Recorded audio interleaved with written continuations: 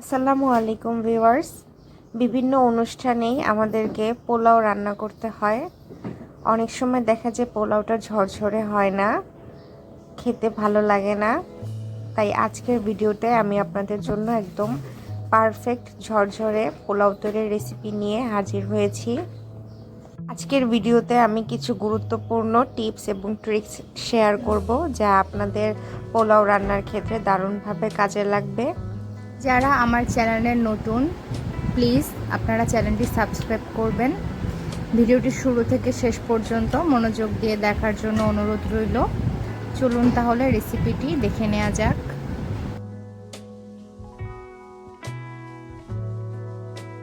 আজকের পোলাও তৈরি করার জন্য আমি এখানে 2 গ্লাস পরিমাণে কালিজিরা পোলাওয়ের চাল নিয়ে নিয়েছি।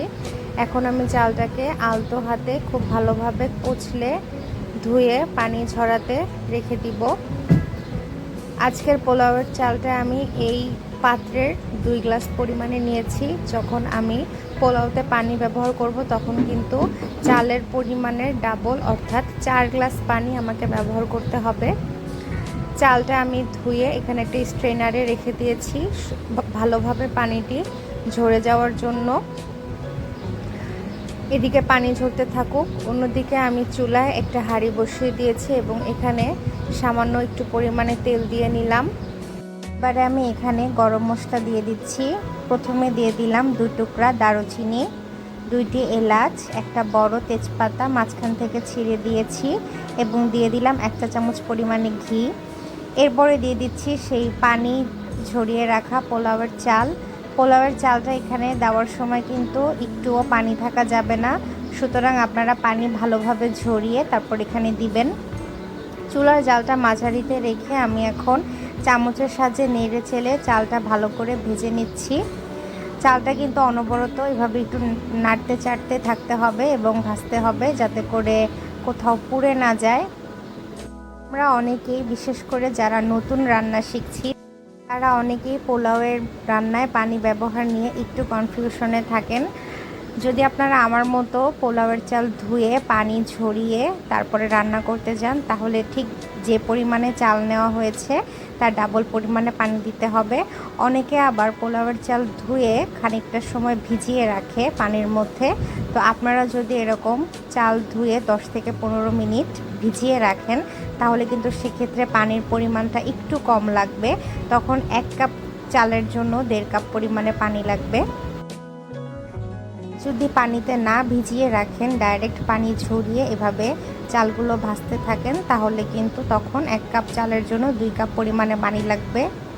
এই তো আমার চালটা প্রায় ভাজা হয়ে আসছে। আমি এখানে দিয়ে দিলাম 1 কাপ পরিমাণে মটরশুঁটি।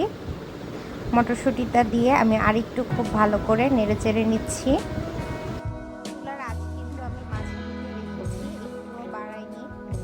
এবার আমি পোলাওতে পানি অ্যাড করে দিব।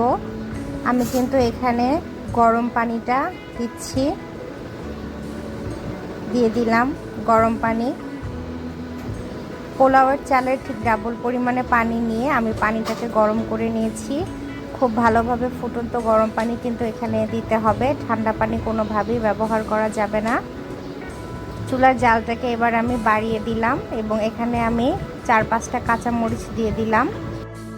এই পর্যায়ে আমি এখানে দিয়ে দিচ্ছি লবণ, টেস্টিং সল্ট। লবণ এবং টেস্টিং সল্ট আপনারা আপনাদের স্বাদ মতো ব্যবহার করবেন, চালের পরিমাণ অনুযায়ী।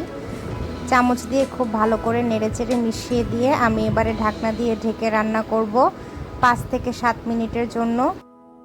চুলার আঁচটা কিন্তু মাঝারি থেকে এখন বাড়িয়ে দিতে হবে। 5 থেকে 7 মিনিটের মধ্যেই পানিটা টেনে একদম পোলাওয়ের চালের গায়ে গায়ে লেগে যাবে এবং এরপর ঢাকনা খুলে এখানে আমি দিয়ে দিচ্ছি 1 চা চামচ পরিমাণে কেওড়ার জল এবং দিয়ে দিচ্ছি 1 চা চামচ পরিমাণে লেবুর রস।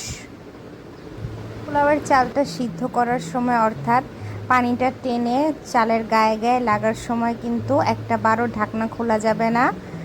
এবারে আমি পাতিলের নিচে একটা তাওয়া দিয়ে দিচ্ছি। এবার আমি দমে রান্না করব আরও 10 মিনিট। আপনারা চেষ্টা করবেন একটা মোটা তলানিযুক্ত পাতিলে রান্না করার, যেহেতু আমার পাতিল তলাটা পাতলা, এজন্য দমে বসানোর জন্য আমি প্রথমে তাওয়াটা খুব ভালোভাবে গরম করে নিয়েছি এবং এরপরে চুলা বন্ধ করে এর উপরে পোলাওয়ের পাতিলটা বসিয়ে দিলাম। আপনাদের হাঁড়ির তলা যদি মোটা হয় তাহলে কিন্তু চুলার জাল একদম লোতে করে রেখে আপনারা দমে রান্না করতে পারবেন। এক্ষেত্রে আর তাওয়ার প্রয়োজন হবে না। 10 মিনিট হয়ে গেলে আমি ঢাকনাটা খুলে পোলাওটা একটু নেড়ে চেড়ে এখানে পেঁয়াজের বেরেস্তা দিয়ে দিলাম। এরপর আমি আবারও ঢাকনা দিয়ে ঢেকে দমে রান্না করব আবারও 5 মিনিট। আমার পোলাও রান্নাটা হয়ে গিয়েছে। আমি এখন একটা প্লেটে সার্ভ করে দেখাচ্ছি। ঘরে থাকা খুব সাধারণ উপকরণ দিয়ে খুব সহজেই কিন্তু ঝরঝরে পোলাও তৈরি করে নেওয়া যায়। আপনারা দেখতেই পাচ্ছেন আমার পোলাওটা কত ঝরঝরে হয়েছে। আলহামদুলিল্লাহ। আমার রেসিপি ফলো করে আপনারা বাসায় এভাবে পোলাও তৈরি করলে ইনশাল্লাহ আপনাদের পোলাও আমার মতো হবে।